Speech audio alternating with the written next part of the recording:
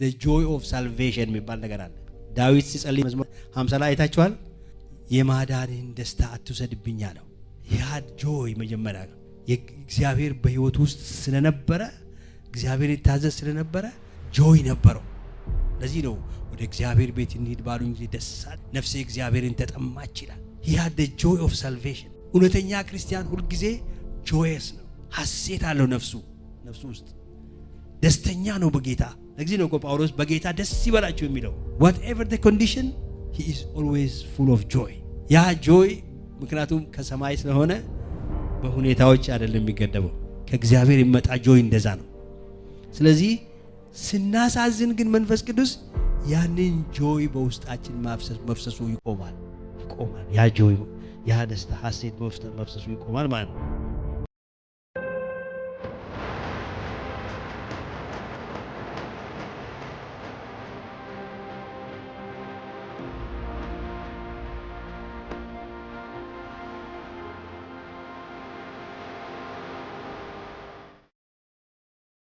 ሃሌሉያ። እንግዲህ ባለፉት ጊዜያት የገላትያ መልእክትን እናጠና ነበረ። ከምዕራፍ 1 እስከ 2 ድረስ አብረን አጥንተናል። ዛሬ ምዕራፍ 3 ላይ ያለውን ሐሳብ አብረን የምናይበት ጊዜ ይሆናል። ስለዚህ ጥቂት ቁጥሮችን አነባለሁ። ከገላትያ ምዕራፍ 3 ቁጥር 1 እስከ 14 አነባለሁ።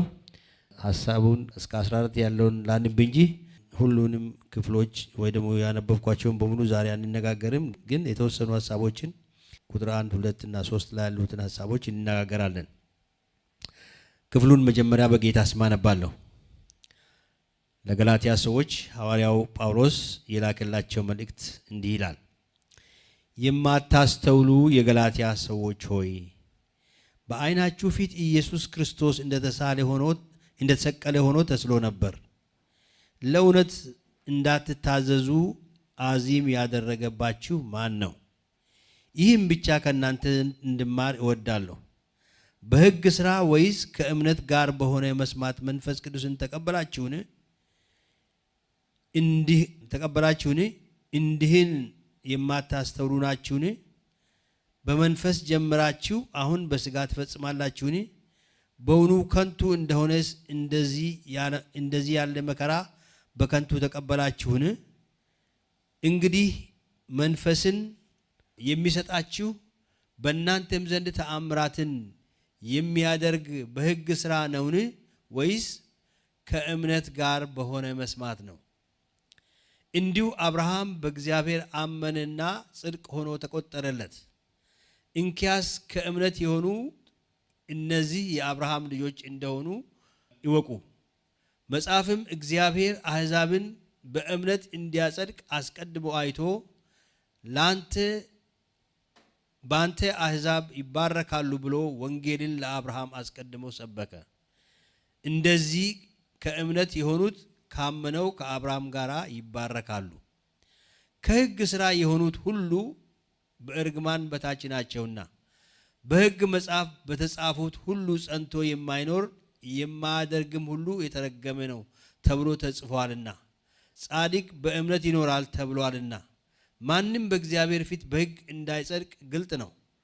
ሕግም ከእምነት አይደለም፣ ነገር ግን የሚያደርገው ይኖርበታል ተብሏል።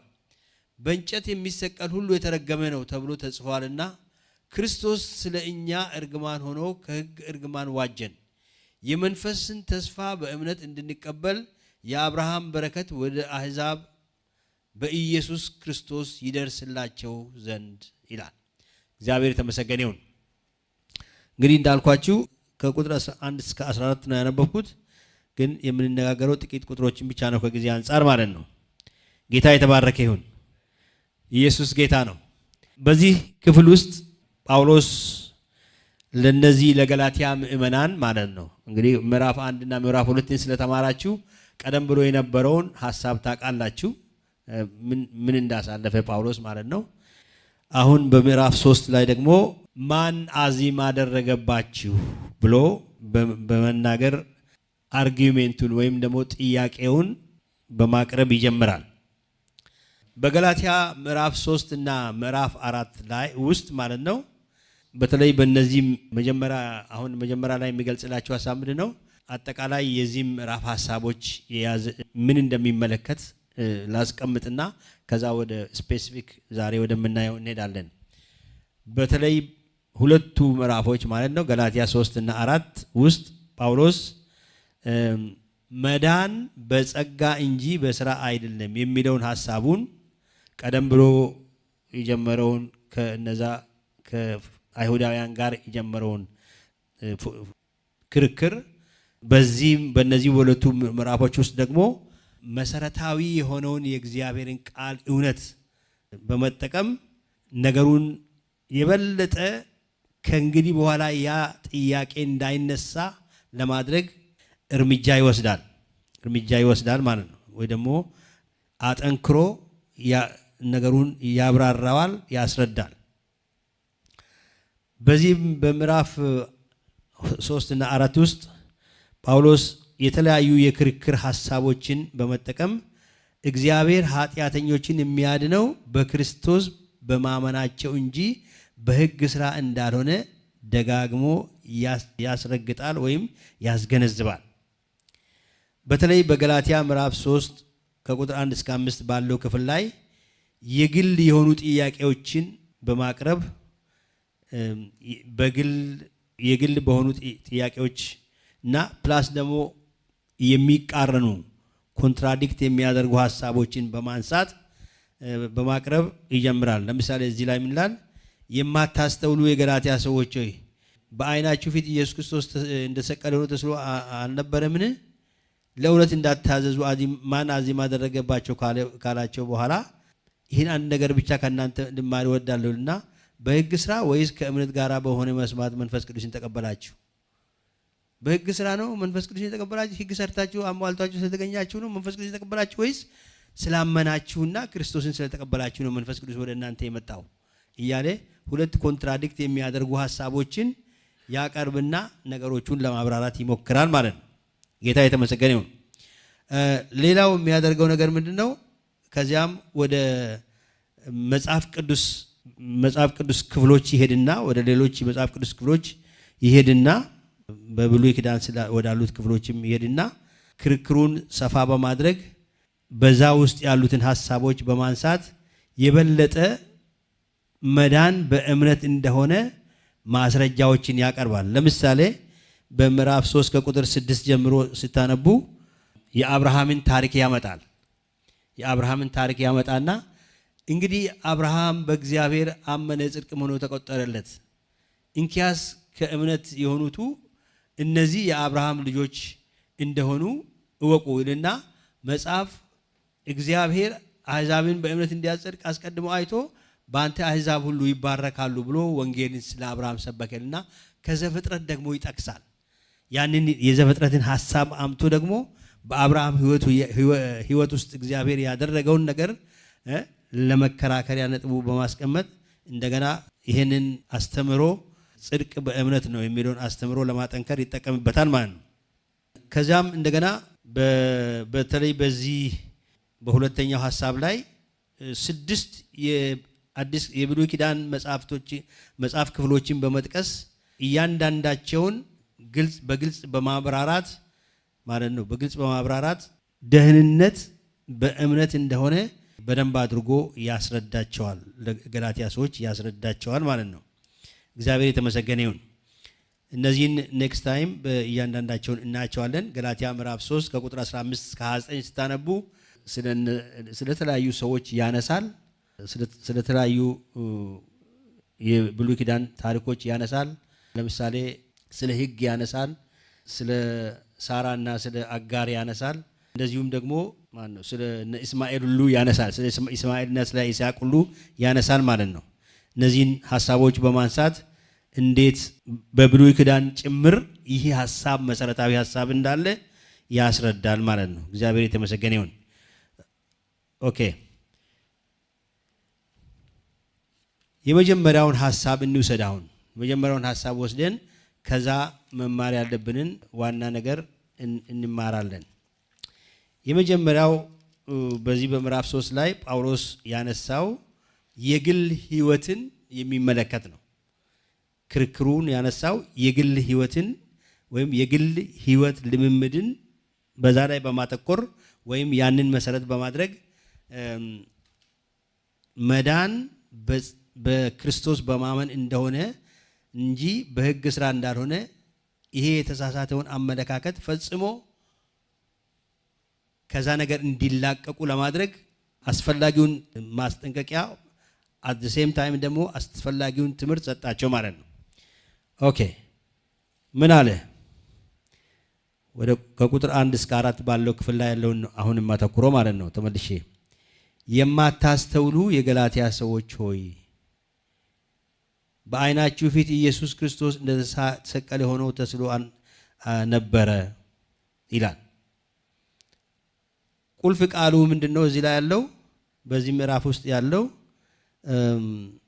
ቁጥር 4 ላይ ያለው ነው። በውኑ ከንቱ እንደሆነ እንዲህ ያለ መከራ በከንቱ ተቀበላችሁን የሚለው ነው ቁልፍ ቃሉ እዚህ ላይ በዚህ አጭር ክፍል ውስጥ ያለው ቁልፍ ቃል ይሄ ነው። ምንድነው ይሄ መከራ የሚለውን ቃል? ስደት ወይ እንትን አይደለም የሚያመለክተው።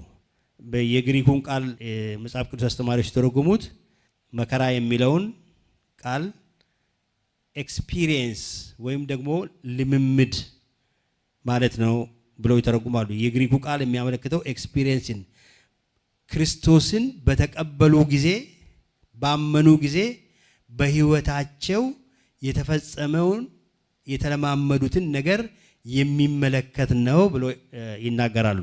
እግዚአብሔር የተመሰገነ ይሁን። ስለዚህ ከንቱ እንደሆነ ነው ያ ሁሉ ልምምዳችሁ፣ ያ ሁሉ የተለማመዳችሁት፣ ያ ሁሉ ኤክስፒሪየንስ ያደረጋችሁት ክርስቶስን ስታገኙ፣ ክርስቶስን ስትቀበሉ በህይወታችሁ የተፈጸመው ያ ነገር አሁን እንደ ከንቱ ነገር ቆጠራችሁት ወይ ያለ ነው ጳውሎስ ማለት ነው። እና በተለይ ደግሞ ይሄ አዚም የሚለው ቃል ራሱ ስታዩት ማን አዚም አደረገባችሁ ይላል። who bewitched you ነው የሚለው እንትን በእንግሊዘኛው ማን አዚም አደረገባችሁ የሚለውን who bewitched you ይላል። እና አዚም ማለት ማደንዘዝ ማለት ነው። ማን አደነዘዛችሁ? እንዳታስተውሉ ማን አደረጋችሁ? ኦኬ ያንን የተቀበላችሁትን ነገር በህይወታችሁ የተከናወነውን ነገር እንዳታስተውሉ ማን አደረጋችሁ እያላቸው ነው ጳውሎስ ማለት ነው። ለእውነት እንዳትታዘዙ አዚም ያደረገባችሁ ማን ነበር? ክርስቶስ እኮ እንደተሰቀለ ሆኖ በእናንተ ፊት ተስሎ አልነበረም ብሎ ይላቸዋል። ተስሎ አልነበረም። ይሄ ፖርትሬይድ የሚለውን ቃል ነው የሚገልጸው። ወይ ደግሞ ተስሎ የሚለው ቃል ልክ እኛ ፖስተር ላይ አድርገን አንድን ሐሳብ እንደዚህ በአደባባይ ወይ ደግሞ በህዝብ ፊት እንደምናሳይ ጳውሎስ በሰበከው የወንጌል ስብከት የክርስቶስን የአዳኝነት ስራ በሞቱ እንዴት እንዳዳነን መንፈስ ቅዱስ ረድቶት እንዲህ ግልጥ አድርጎ አሳይቷቸው ነበር ማለት ነው። እግዚአብሔር የተመሰገነ ነው። ስለዚህ እስከዚህ ድረስ ደርሶ አልነበረም ወይ? ያንን እስከ ማየት እንደዚህ ግልጥ ሆኖ እስከሚታይላችሁ ድረስ ደርሶ አልነበረም ወይ? አሁን ማን አዚም አደረገባችሁ እያለ ነው የሚጠይቃቸው ማለት ነው። እንግዲህ ጳውሎስ እነዚህ ሰዎች ለማሳመን ማለት ነው መጀመሪያ ልምምዳቸውን ብቻ በመጠቀሙ ሳይሆን በእነሱ ህይወት የተፈጸመውን ብቻ መጠቀም ሳይሆን አዎ ድነዋል፣ አዎ የህይወት ለውጥ ታይቶባቸዋል። ግን ያንን ሰብጀክቲቭ የሆነ ልምምዳቸውን ብቻ በማሳየት እንትን ለማድረግ አልፈለገም። ግን ምንድን ያደረገው ከእውነተኛው የእግዚአብሔር ቃል ጋር ሁለቱን ባላንስ በማድረግ ሊያሳያቸው ፈለገ ማለት ነው። ስለዚህ እነዚህ ሰዎች በመካከላቸው ጳውሎስ ሲጎበኛቸው የሆነ በህይወታቸው የተፈጸመ ነገር አለ፣ በህይወታቸው የታየ ነገር አለ። ነገር ግን ወጋ አጥባቂ አይሁዶች መጥተው ምን አደረጓቸው? አታለሏቸው። ወይም ደግሞ ይሄ የተቀበላችሁት የተለማመዳችሁት ወይ በህይወታችሁ የተፈጸመው ነገር ለደህንነታችሁ በቂ አይደለም። it is not complete. you have to have something additional ተጨማሪ ነገር ያስፈልጋቸዋል ብለው አታለሏቸው ማለት ነው። አታለሏቸው። እና ሌላ ነገር ያስፈልጋችኋል አሏቸው ማለት ነው። ያ ሌላ ነገርም ደግሞ ምንድነው?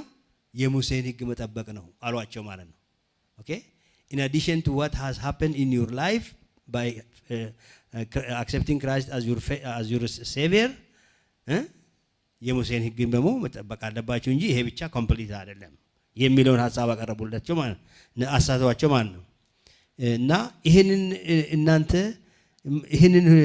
ይሄ ነገር እንዴት ነው የማታስተውሉት? እንዴት ነው መለየት ያቃታችሁና ለነዚህ ሰዎች እጅ ሰጣችሁ?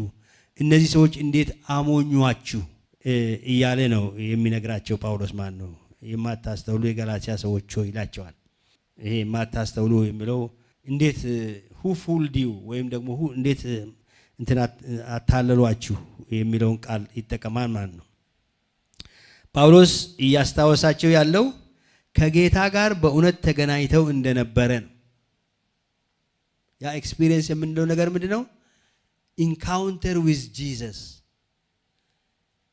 ሲድኑ ጌታ ጋር ተገናኝተው ነበር። ጌታ አግኝቷቸው ነበር። እነሱም ጌታን አውቀውት ነበር። በፊታችሁ ተስሎ አልነበረም የሚለው ያንን ነው። you did encounter Jesus ክርስቶስን እኮ ተገናኝታችሁት ነበር። እንደተሰቀለ ሆኖ እስከሚታያችሁ ድረስ እንዲህ ግልጥ ሆኖ እኮ በፊታችሁ ታይቷችሁ ነበር። አሁን ምን ሆናችሁ እያላቸው ነው። እግዚአብሔር ወልድን አይተውታል ማለት ነው። ክርስቶስን ማለት እግዚአብሔር ወልድ ክርስቶስ ነው። ስለዚህ ጋድ ዘ ሳን እግዚአብሔር ወልድ ጋድ ዘ ሳን እሱን አይተውታል ማለት ነው። ስለዚህ ስለ መዳናቸው የሚጠራጠሩት ነገር አልነበረም። አሁን ግን እንደገና ተመልሰው ያ ብቻ በቂ አይደለም የሚሉበት ምን ምክንያት አላቸው? ጳውሎስ ይህን ነው እያላቸው ያለው። ኦኬ ጳውሎስ በገላትያ የሰበከው ክርስቶስን ይህንም ክርስቶስ ስለኛ መሰቀሉን እና ስብከቱም ደግሞ ውጤታማ እና በጣም ኢፌክቲቭ እንደነበረ ክርስቶስን ማየት እስከሚችሉ ድረስ በህይወታቸው ድንቅ ስራ እንደሰራ ያንን እያስታወሳቸው ነው። ኦኬ በመስቀል ላይ የሞተው ለኃጢአተኞች እንደሆነ አጽንቶ በመናገር አስረድቷቸዋል። ክርስቶስ የሞተው ለነሱ እንደሆነ በደንብ አድርጎ አስረድቷቸዋል። ስለዚህ እነርሱም ይህን እውነት ሰሙ፣ አመኑትም፣ ታዘዙ። ውጤቱም ደግሞ ዳግመኛ መወለድ ሆነ። ይህንን የጳውሎስን መልእክት ተቀብለው ሰምተው ይህን የጳውሎስ የነገራቸው እውነት ሰምተው ምን ሆኑ? አመኑ፣ ታዘዙ። ውጤቱም ደግሞ ምን ሆነ? ዳግመኛ መወለድ ሆነ። የእግዚአብሔር ልጆች መሆን ወይም እግዚአብሔር ልጆች ሆኑ። በህይወታቸው የተፈጸመ ይህ ነበር። ኦኬ they were born again ዳግመኛ ተወልደዋል። የእግዚአብሔር ልጆች ሆነዋል። ምን ስላገኙ? ክርስቶስ ጳውሎስ የሰበከላቸውን ክርስቶስን በደንብ ስለገባቸውና በእርሱ ስላመኑ ዳግመኛ ተወልደው የእግዚአብሔር ልጆች ሆነዋል። ይሄ መጀመሪያው ነው። ይሄን ነው የሚያስታውሳቸው ጳውሎስ። እንግዲህ በዚህ ላይ እነዚህን ሐሳቦች ስትጨምቁ አሁን የነገርኳችሁን ቃል ነው የሚነግራቸው። ክርስቶስ በእናንተ ፊት ተስሎ አልነበረምን ካለ በኋላ አሁን ወደ ሁለተኛው ሐሳብ ደግሞ ይመጣል። ሁለተኛው ሐሳብ ደግሞ ምንድነው? መንፈስ ቅዱስን የተቀበላችሁት ቁጥር 3 ላይ ያለው ሐሳብ ነው። በሕግ ከቁጥር 2 ጀምሮ እንጀምር መሰለኝ። በሕግ ስራ ወይም ከእምነት ጋር መንፈስን ተቀበላችሁን? ሁለተኛው ነጥብ ደግሞ ይሄ ነው። እንግዲህ ምን ብያቸው ነበር መጀመሪያ ላይ? መጀመሪያ ስለ ልምምዳቸው ነው የሚያስታውሳቸው ብያቸዋለሁ። የትኛው ልምምድ? ክርስቶስን እሱ ሲመሰክርላቸው ሲሰብክላቸው ጌታን ሲቀበሉ በህይወታቸው ስለተፈጸመው ነገር። እኛ አሁን ክርስቲያኖች ነን፣ ሁላችን ክርስቲያኖች ነን አይደል? ዳግመኛ የተወለዳችሁ እስቲ ምን ዳግመኛ መወለዳችሁን በምን ታውቃላችሁ? አንድ ነገር በህይወታችሁ የተፈጸመ ነገር አለ አይደል? ድሮ የነበረው ያ ጠማማ ልብ፣ ያ በክፋት የተሞላ ልብ አሁን ተቀይሮ እግዚአብሔርን መውደድ ችሏል። ክፉ ኃጢአትን መጸየፍ ችሏል አይደል እንዴ? ዳግመኛ መወለዳችን እኮ የሚታየው እኮ በዚህ ነው እኮ። አሁን ድሮ የሚወደውን ኃጢአት አልወድም። ድሮ ዘፈን የምትወዱ ስንቶች ናችሁ? አሁን ዘፈን ትወዳላችሁ እንዴ? አሁን ትዘምራላችሁ አይደል? ድሮ የምትሳደቡ ስንቶች ናችሁ ነበራችሁ? አሁን መሳደብ ነገር ገና ከአፋችሁ ሲወጣ መንፈስ ቅዱስ ይወቅሳችኋል አይደል? ኃጢአትን መጸየፍ ችላችኋል። ኃጢአትን መጥላት ችላችኋል አይደል እንዴ? ድሮ ስለ እግዚአብሔር ምን ግዴላችሁ? አሁን ግን እግዚአብሔርን የመውደድ ነገር በውስጣችሁ አለ። ስለዚህ የዳግመኛ መወደድ ምልክቶች እና ልምዶች በውስጣችሁ አለ ማለት ነው። እነዛ ድሮ ጣዖት አምላኪዎች ነበሩ አይደል? ጠንቋይ ቤት ሲሄድ የነበረ ስንት ነው ዛሬ እዚህ? ድሮ አሁን ጠንቋይ ቤት የሚሄዳል እንዴ? አይደል እንዴ? እና አሁን ክርስቶስ ጌታዬ እንደሆነ አምነናል። ያንን ያ ሐሰት እንደሆነ ያ ጨለማ እንደሆነ እናውቀዋለን። እግዚአብሔር የተመሰገነ ይሁን። ስለዚህ ያ ሁሉ ህይወት ነበራቸው። ያንን ልምምድ እያሳያቸው ነው ያለው። እግዚአብሔር የተመሰገነ ይሁን። ያ ብቻ ደግሞ አይደለም ማለት ከእምነት ጋር በሆነ መስማት መንፈስ ቅዱስን ተቀበላችሁ። መንፈስ ቅዱስን እኮ ተቀብላችኋል አላቸው። መንፈስ ቅዱስን ተቀብላችኋል እና ይህን መንፈስ ቅዱስ የተቀበላችሁት የህግ ስራ ስለፈጸማችሁና የሙሴን ህግ ስለጠበቃችሁ ነበር ወይ? መንፈስ ቅዱስ መጥቶ በእናንተ ላይ የወረደው ነፃነትን የሰጣችሁ፣ እረፍትን የሰጣችሁ፣ ሰላምን የሰጣችሁ ያንን የጽድቅ ሐሳብ የቅድስና ሐሳብ ውስጣችሁ የሞላው ሙሴን ህግ። እነዚህ አሕዛቦች ናቸው እንግዲህ ብዙዎቹ። ኦኬ እነሱ ስለ ሙሴ ህግ ማቁም ያኔ ያ ሲሆን በእምነት ነው ጌታን ተቀብለው መንፈስ ቅዱስ ወደ ህይወታቸው የመጣው። እግዚአብሔር የተመሰገነ ይሁን። ስለዚህ ይሄንን እያስታወሳቸው ነው ያለው ማለት ነው። ጳውሎስ በጣም አስደናቂ የሆነ ጥያቄ ይጠይቃቸዋል። ኦኬ መልሱ የግልጽ ነው። መዳን መንፈስ ቅዱስ ወደ ህይወታቸው የመጣው ክርስቶስን በማመናቸው ብቻ ነበር እንጂ የሙሴን ህግ መፈጸማቸውና ፍጹማን ሆኖ በመገኘታቸው አልነበረም። ታዲያ አሁን ተጨማሪ ነገር ያስፈልገኛል ብላችሁ የምትናገሩት እና ሰው በነዳችሁ መንገድ የምትነዱት ለምንድን ነው አላቸው። እሺ አንድ ነገር እዚህ ላይ ትንሽ ጠበቅ አድርገን መናገር አለብን። ምንድነው? ክርስቶስ በደህንነታችንና በክርስትና ህይወታችን ውስጥ የመንፈስ ቅዱስ ስራ ምን እንደሆነ ማወቅ በጣም አስፈላጊ ነው። መንፈስ ቅዱስ ምንድነው ያደረገው? ወደኛ ሲመጣ ምንድነው ያደረገው? ወይም ምንድነው የሚሰራው? መንፈስ ቅዱስ ሲመጣ መጽሐፍ ቅዱስ እንደሚነግረን መንፈስ ቅዱስ ኃጢአተኛውን ሰው ያጠፋውን ጥፋት ወይም ጥፋተኛ መሆኑን በደለኛ መሆኑን በማሳየት እንደተኮነነ ይነግረዋል። የእግዚአብሔር ፍርድ በሱ ላይ እንዳለ ይነግረዋል። ያንን ይገልጥለታል። የት ነው የምናገኘው ይሄንን ጥቅስ? ዮሐንስ ወንጌል ምዕራፍ 16 ላይ እንደዚህ ይላል። መንፈስ ቅዱስ አንዱ ትልቁ ስራው ይሄ ነው። ዮሐንስ ወንጌል ምዕራፍ 16 ላይ እንደዚህ ይላል ከቁጥር 7 እስከ 11 ከቁጥር 7 ላይ ጀምረን አንብላችሁ። እኔ ግን እውነት እላችኋለሁ እኔ እንድሄድ ይሻላችኋል። እኔ ባልሄድ አጽናኙ ወደ እናንተ አይመጣም። እኔ ብሄድ ግን እርሱን እልክላችኋለሁ። እርሱም መጥቶ ልብ በሉ ይሄን ቃል ስለ ኃጢአት፣ ስለ ጽድቅ፣ ስለ ፍርድም ዓለምን ይወቅሳል። ስለ ኃጢአት በእኔ ስለማያምኑ ነው። ስለ ጽድቅ ወደ አብ ስለሚሄድ ነው። ከዚህም በኋላ ስለማታዩኝ ነው። ስለ ፍርድም የዚህ ዓለም ገዢ ስለተፈረደበት ነው ብሎ ይናገራል። እንግዲህ መንፈስ ቅዱስ ወደ ዝርዝር ሐሳቡ አንገባም፣ ጊዜያችን ርዕሳችን ይሄ ስላልሆነ፣ ግን ዋናው ነገር መንፈስ ቅዱስ ስራው ምንድነው? ስለ ኃጢአት ዓለምን ይወቅሳል። ኦኬ ጥፋተኛ መሆናችንን ኃጢአተኛ መሆኑን መንፈስ ቅዱስ ይናገረዋል።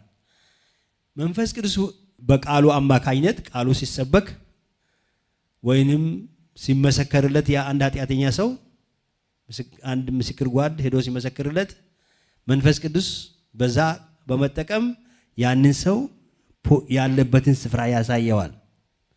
ሰውየው ከመንፈስ ቅዱስ ጋር ከተስማማ ወይም ደግሞ አዎ እግዚአብሔር የተናገረው እውነት ነው፣ ኃጢአተኛ ነኝ፣ የእግዚአብሔር ፍርድና የእግዚአብሔር ቁጣ አለብኝ ካለ ምን ይሆናል? የመንፈስ ቅዱስን ድምፅ ተቀብሎ ክርስቶስን ወደ ማመን ሊመጣ ይችላል። ለመንፈስ ቅዱስ ድምፅ ልቡን ሰጥቶ ማለት ነው ይልድ አድርጎ ራሱን ሰጥቶ ክርስቶስን ከተቀበለ ምን ይሆናል? ወደ ማመን ይመጣል ማለት ነው። ኃጢአተኛው በክርስቶስ ሲያምን ያኔ ከመንፈስ ቅዱስ ይወለዳል። በዮሐንስ አነጋገር ማለት ዮሐንስ 3 ከ1 እስከ 8 ባለው መሰረት ለኒቆዲሞስ ጌታ በተናገረው መሰረት ማለት ነው። ከውሃና ከመንፈስ ካልተወለድክ ዳግመኛ ካልተወለድክ የእግዚአብሔር መንግስት ልታይ አትችልም አለው። ዳግመኛ መወለድ ምንድን ነው ብሎ ኒቆዲሞስ ጠይቀው ከውሃና ከመንፈስ ልትወለድ ያስፈልግሃል አለው። እግዚአብሔር የተመሰገነ ይሁን። ስለዚህ ከመንፈስ ቅዱስ ይወለዳል ማለት ነው። ምን ማለት ነው? መንፈስ ቅዱስ ያንን ሰው አዲስ ፍጥረት ያደርገዋል ማለት ነው። ህይወቱን ይለውጠዋል ማለት ነው። ከዛስ አዲስ ህይወት ከመንፈስ ቅዱስ ይቀበላል ማለት ነው። ይሄን የት ነው የምናገኘው? ዮሐንስ 3 ከ1 እስከ 8 ጥቅሱን እናንተ አንብቡ፣ ጊዜ እንደመቆጠብ አላነበውም። የክርስቶስ ወዲያው ደግሞ ምን ያደርጋል? መንፈስ ቅዱስ ያ ሰው ጄኒዩን ልቡን መንፈስ ቅዱስ ፈቃድና ሐሳብ ሲሰጥ ኢሚዲየትሊ የክርስቶስ አካል ውስጥ እንዲገባ ያደርገዋል። የክርስቶስ አካል ማለት ምንድነው? የክርስቶስ አካል the universal body of Christ ቤተ ክርስቲያን ማለት ነው፣ ወይም የክርስቶስ አካል እና በክርስቶስ አካል ውስጥ ይሄን ሰው በማጥመቅ የክርስቶስ አካል ክፍል እንዲሆን ያደርገዋል። ይሄን ደግሞ የት የምናገኘው?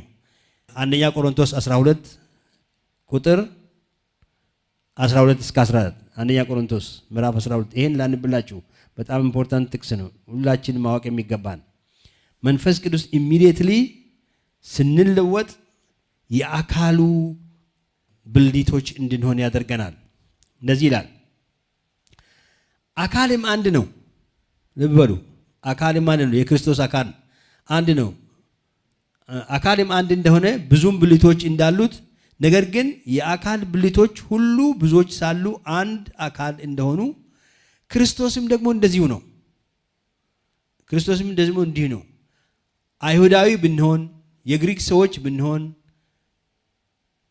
ባሪያዎች ብንሆን፣ ጨዋዎች ብንሆን፣ እኛ ሁላችን በአንድ መንፈስ አንድ አካል እንድንሆን ተጠምቀናል። በአንድ መንፈስ አንድ አካል እንድንሆን ተጠምቀናል። all true believers ሁሉም እውነተኛ አማኞች የዚህ የክርስቶስ አካል ክፍል እንዲሆኑ፣ የክርስቶስ ክፍል አካል ብልቶች እንድንሆን፣ የዚህ የአንዱ የክርስቶስ አካል ብልቶች እንድንሆን ተጠምቀናል። ይሄ ስለ ውሃ ጥምቀት አይደለም። መንፈስ ቅዱስ ወደ አካሉ ውስጥ አስገብቶናል ማለት ነው። ኦኬ፣ ክርስቶስ ውስጥ እንድንሆን አድርጎናል። በክርስቶስ ኢየሱስ የሆናችሁት ከእርሱ ነው ይላል። በሌላ ቦታ በክርስቶስ ኢየሱስ ውስጥ የሆናችሁት ከእርሱ ነው ይላል። እግዚአብሔር የተመሰገነ ይሁን። ሁላችን አንዱን መንፈስ ጠጥተናልና፣ እግዚአብሔር የተመሰገነ ይሁን። አይሁዳዊ ሁን፣ ግሪካዊ ሁን፣ ባሪያ ሁን፣ ጨዋ ሁን፣ ሴት ሁን፣ ወንድ ሁን፣ ልዩነት የለውም። ሁሉ የዳነና ያመነ የዚህ የክርስቶስ አካል ክፍል እንዲሆን በመንፈስ ቅዱስ ተጠምቀናል። እግዚአብሔር የተመሰገነ ይሁን። ኦኬ that's what the Holy Spirit does። ስለዚህ የመንፈስ ቅዱስ ስራ ይሄ ነው። ከዛ በኋላ ደግሞ ያትመናል። መንፈስ ቅዱስ የመንፈስ ቅዱስ ማህተም እንቀበላለን።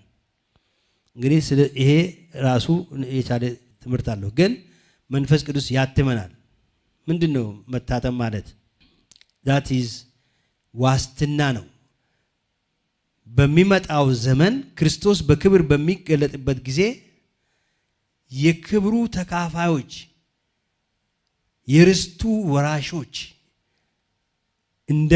እንደምንሆን የሚያረጋግጥልን ወይ ደግሞ ዋስትናችን ነው የመንፈስ ቅዱስ ማህተም። እግዚአብሔር የተመሰገነ ይሁን። በመንፈስ ቅዱስ ታትማችኋል። ይሄን ደግሞ የምታገኙት ኤፌሶን ምዕራፍ 1 ቁጥር 13 እስከ 14 በተስፋው መንፈስ በመንፈስ ቅዱስ ታተማችሁ ነው የሚለው። you are sealed ነው የሚለው። እግዚአብሔር የተመሰገነ ይሁን። by the spirit በመንፈስ ቅዱስ ማህተም ታተማችሁ በተስፋው መንፈስ ይላል። እግዚአብሔር የተመሰገነ ይሁን። ይህ የርስታችን መያዣ ነው የሚለው። የርስታችን መያዣ ልንወርስ ያለውን ክብር ከፊታችን እንዳለ የዛ የክብሩ ወራሾች እንደምንሆን የሚያረጋግጥልን ማለት ነው። እግዚአብሔር የተመሰገነ ይሁን። በመንፈስ ቅዱስ መታተም መንፈስ ቅዱስ ያትመናል። እግዚአብሔር ይመስገን። እንግዲህ አማኙ በመንፈስ ቅዱስ ይታተማል ማለት ነው። መንፈስ ቅዱስ ለአማኙ ብዙ ነገሮችን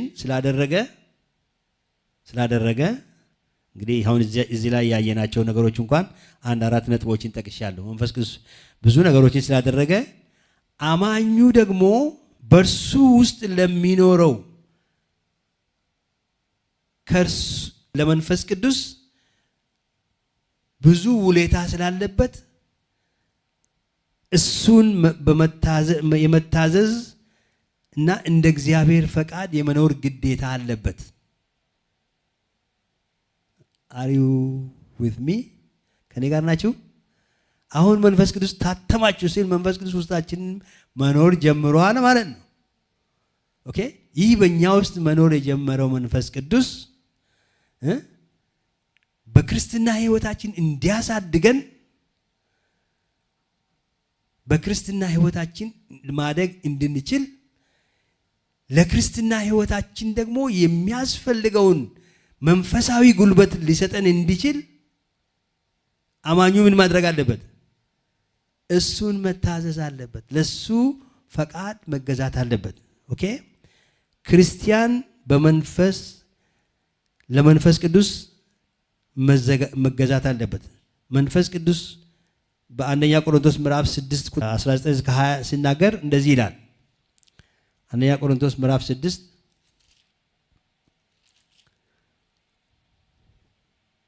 ከቁጥር 19 እስከ 20 ያለውን ላንብላችሁ። ወይስ ሥጋችሁ ከእግዚአብሔር የተቀበላችሁት በእናንተ የሚኖረው የመንፈስ ቅዱስ ቤተ መቅደስ እንደሆነ አታውቁምን? በዋጋ ተገዝታችኋልና ለራሳችሁ አይደላችሁም። ስለዚህ በሥጋችሁ እግዚአብሔርን አክብሩ ይላል። ኦኬ። እናንተ ምንድን ናችሁ? በእናንተ የሚኖረው የመንፈስ ቅዱስ ቤተ መቅደስ ናችሁ። ስለዚህ በዋጋ ተገዝታችኋልና ለራሳችሁ አይደላችሁም። ስለዚህ ምን አድርጉ? በሥጋችሁ እግዚአብሔርን አክብሩ ይላል። ለእግዚአብሔር ክብር መኖር አለብን ማለት ነው። እግዚአብሔርን የሚያከብር ህይወት፣ እግዚአብሔርን የሚከብርበት ህይወት መኖር አለብን ማለት ነው። ገላትያ ደግሞ ምን ይለናል? ምዕራፍ 5 ላይ በመንፈስ ተመላለሱ። ገላትያ ምዕራፍ 5 ከቁጥር 16 እና 25 ላይ የሥጋን ምኞት ከቶ አትፈጽሙ ይለናል። ይህ እንግዲህ የሚሆነው ኦኬ እግዚአብሔርን ማክበር የምንችለው ወይ ደግሞ በሥጋችን እግዚአብሔርን ማክበር የምንችለው በመንፈስ መመላለስ ያጠፋል። የት ነው የምናገኘው ይሄንን? አንደኛ ተሰሎንቄ ምዕራፍ 5 ቁጥር 19 መንፈስ ቅዱስን አታጥፉት ይላል። ይህ ማለት ምንድን ነው? መንፈስ ቅዱስ ስንታዘዘው ሁል ጊዜ ምን አለ? ይሄ the joy of salvation የሚባል ነገር አለ። ዳዊት ሲጸልይ ሰምታችሁ መዝሙር 50 ላይ አይታችኋል። የማዳንህን ደስታ አትውሰድብኝ አለው። ያድ ጆይ መጀመሪያ የእግዚአብሔር በህይወት ውስጥ ስለነበረ እግዚአብሔር ይታዘዝ ስለነበረ ጆይ ነበረው። ለዚህ ነው ወደ እግዚአብሔር ቤት እንሂድ ባሉኝ ጊዜ ደስ አለኝ ይላል። ነፍሴ እግዚአብሔርን ተጠማች ይላል። he had the joy of salvation። እውነተኛ ክርስቲያን ሁል ጊዜ ጆየስ ነው። ሐሴት አለው ነፍሱ ውስጥ ደስተኛ ነው በጌታ። ለዚህ ነው ጳውሎስ በጌታ ደስ ይበላችሁ የሚለው። whatever the condition he is always full of joy። ያ ጆይ ምክንያቱም ከሰማይ ስለሆነ በሁኔታዎች አይደለም የሚገደበው። እግዚአብሔር የተመሰገነ ይሁን። ከእግዚአብሔር የሚመጣ ጆይ እንደዛ ነው። ስለዚህ ስናሳዝን ግን መንፈስ ቅዱስ ያንን ጆይ በውስጣችን መፍሰሱ ይቆማል። ያ ጆይ ያ ደስታ ሐሴት መፍሰሱ ይቆማል ማለት ነው። በየዕለቱ በክርስትና ህይወታችን የሚያስፈልገንን ኃይል ፈተናን ለመቋቋም ይሁን ምንድነው የተለያዩ ተጽዕኖዎችን ጥሰን ለማለፍ እንደነ ጳውሎስ እንደነ ጴጥሮስ እንደነበሩ ቅዱሳን ብርታትን ለመጎናጸፍ የጸሎት ጉልበት እንዲኖረን የምንችለው መንፈስ ቅዱስ በውስጣችን በሚሰራው በየቀኑ በሚሰጠን ኃይል ነው። ስናሳዝነው ግን ምን ይሆናል? ያ ኮንቺድ ከሆነ መጸለዩም ተራራ ይሆንብናል፣ ዳገት ይሆንብናል። አንድ ትንሽ እንደው እንቅፋት አንድ ስንነዳ ወይ ደግሞ ወንጌላ ስንነዳ አንዱ ቢሰድበን እንዳውም እኛ 30 ጊዜ ወይ 40 ጊዜ መልሰን እንሳደባለን። ኦኬ ሌላ ጊዜ ግን መንፈስ ቅዱስ ኩል ዳውን ያደርገናል። ያችሁ አርጓችሁ ታውቃላችሁ? መንፈስ ቅዱስ እጁን በእናንተ ላይ አድርጎ ጸጥ ሲያደርገን ነገሮችን ማለፍ እንድንችል ትዕግስት ሲሞላብን እንደዛ ነው የእግዚአብሔር መንፈስ አሰራር። እና ለዴይሊ ላይፋችን የሚያስፈልገውን መንፈሳዊ ጉልበት መንፈስ ቅዱስ ነው የሚሰጠን። ክርስትና የሚያድገው ከመንፈስ ቅዱስ ጋር ባለን ህብረትና ለሱ በመታዘዝ ነው። እግዚአብሔር የተመሰገነውን አእምሯችንን ያበራል፣ ጥበብ ይሰጠናል፣ ማስተዋል ይሰጠናል። እግዚአብሔር የተመሰገነውን። ስለዚህ የመንፈስ ቅዱስን አሰራር እንግዲህ በደህንነት ውስጥ ያለውን ስራውን ማወቅ አለብን። ጌታ የተባረከ ይሁን። እነዚህን ሁሉ በምናስተውልበት ጊዜ ጳውሎስ እንግዲህ ለመሆኑ መንፈስ ቅዱስን የተቀበላችሁት እናንተ ይላቸዋል። አሕዛቦች እኮ ናችሁ፣ ስለ ሙሴ ሕግ ምንም አታውቁም ነበር፣ መንፈስ ቅዱስን ግን ተቀበላችሁ ነበር። ያንን ሁሉ ጆይ ያ ሁሉ የእግዚአብሔር ጸጋ የእግዚአብሔር መንፈሳዊ ጉልበት የተጎናጸፋችሁት በምን እንደሆነ እንዴት ረሳችሁ ወዲያው ይላቸዋል። ማን አዚህ ማደረገባችሁ የሚለው ከዚህ የተነሳ ነው። እግዚአብሔር የተመሰገነ ይሁን። ቀጣይነት ያለው ልምምድ ነው። ዴይሊ በህይወታችን ውስጥ ልክ ሁልጊዜ ከምንጭ አዲስ ውሃ እንደመጠጣት ማለት ዴይሊ ኦኬ ውሃ እንደመጠጣት ማለት ነው። እና ሆሊ ስፒሪት ፍሎ ያደርጋል በህይወታችን ውስጥ። ስለዚህ በደህንነታችን ውስጥ በደህንነታቸው ወቅት ማለት ነው የገላትያ ሰዎች መንፈስ ቅዱስን ተቀብለው ነበርና የተቀበሉት ግን በህግ ስራ ሳይሆን በክርስቶስን በማመናቸው ነው። ትንሽ ሐሳብ ልበልና ልናገርና እጨርሳለሁ። ጳውሎስ ይህንን ጥያቄ እንግዲህ እንዲያነሳ የነሱ ግራ መጋባታቸውና የተማሩትን ትምህርት ትተው የሰዎችን ሐሳብ መከተላቸው ነው። ለዚህ ነው ጳውሎስ ይላል በመንፈስ ጀምራችሁ ይላል። ወደዚህ ሐሳብ ልምጣና ልጨርሰው። ገላትያ ምዕራፍ 3 በመንፈስ ጀምራችሁ የጀመራችሁት እኮ በመንፈስ ነው። ለመሆኑ በመንፈስ ጀምራችሁ በስጋ ትጨርሳላችሁ ይላቸዋል። እግዚአብሔር የተመሰገነው። እና እንግዲህ ምንድነው ለማለት የፈለገው? ስጋ የሚለው ቃል የሚያሳየው ይሄ እጃችንና እግራችን ወይ ደግሞ ይሄ የሚታየው ይሄ ስጋችን ሳይሆን መስሎቻችን ሳይሆን ነገር ግን ይሄ አዳማዊ ባህሪያችንን የሚመለከት ነው። ስጋ የሚለው መጽሐፍ ቅዱስ ሁሉ ጊዜ በኔጌቲቭ መልክ ነው የሚገልጸው።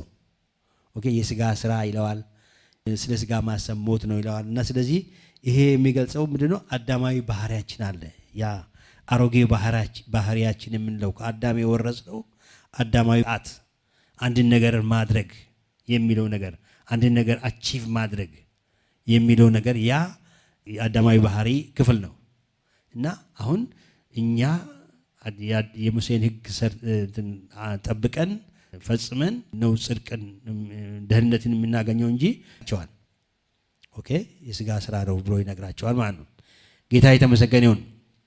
ስለዚህ በአጠቃላይ በመንፈስ ቅዱስ ጀምራችኋልና በመንፈስ ቅዱስ ተደገፉ፣ የስጋን ነገር ወደዛ ተውና በስጋ የትም መድረስ ስለማትችሉ በራሳችሁ ጥረት የትም መድረስ ስለማትችሉ በክርስቶስ በመንፈስ ስትመላለሱ ያኔ በጌታ ታድጋላችሁ፣ በጌታ ስር ሰዳችሁ ትታነጻላችሁ፣ ክርስቶስም የበለጠ በህይወታችሁ እየከበረ እና እየነገሰ ይሄዳል እያላቸው ነው። እግዚአብሔር የተመሰገነ ይሁን። ሌላው ነገር ምን ይላቸዋል? ቁጥር 6 ላይ እንግዲህ መንፈስን የሚሰጣችሁ በእናንተ ዘንድ ተአምራት የሚያደርግ በሕግ ስራ ነውን? እግዚአብሔር በእናንተ ሕይወት ውስጥ ተአምራት አድርጎ ነበረ። ሶስት ነገሮችን ነው ያነሳሁት። ክርስቶስ በእናንተ ዘንድ ተስሎ ነበር የዳናችሁት ወይም ጌታን ያወቃችሁት ተቀበላችሁት። የክርስቶስ አዳኝነት የገባችሁ በሕግ ስራ ነውን? አንደኛው። ሁለተኛ መንፈስ ቅዱስን የተቀበላችሁት በሕግ ስራ ነውን? የመጨረሻው ሶስተኛው ደግሞ ምን አለ ማለት ነው ተአምራት በሕይወታቸው ተደርጎ ነበር። ኦኬ ተአምራቱ ምንድነው? አንደኛ የሕይወት ለውጡ ራሱ ተአምራት ነው። ድሮ የነበረው ጠማማ ባህሪ ተወግዶ አዲስ ሕይወት መቀበላቸው ራሱ ተአምራት ነው። ሌላም ተአምራት ደግሞ እግዚአብሔር ፈውሷቸው ሊሆን ይችላል። በመካከላቸው ፈውስን አድርጎ ሊሆን ይችላል። ሌሎችም ተአምራቶች በሕይወታቸው ተደርገዋል። በቤታቸው በሕይወታቸው እግዚአብሔር ተአምራት አድርጓል ማለት ነው። እግዚአብሔር የተመሰገነ ይሁን። አንድ ጊዜ እቺ ምሳሌ ተናግሬ ልጨርስ።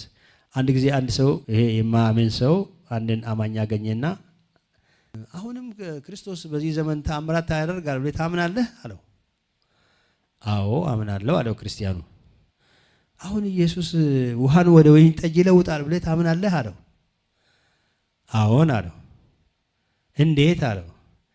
በእኔ ቤት ያለውን መራራ የነበረውን ውሃ ወደ ጣፋጭ ወይን ለውጦታል አለው። ምን ማለት እንደሆነ ገብቷችኋል? የኔን የቤተሰብ ህይወት ለውጦታል ማለት ነው።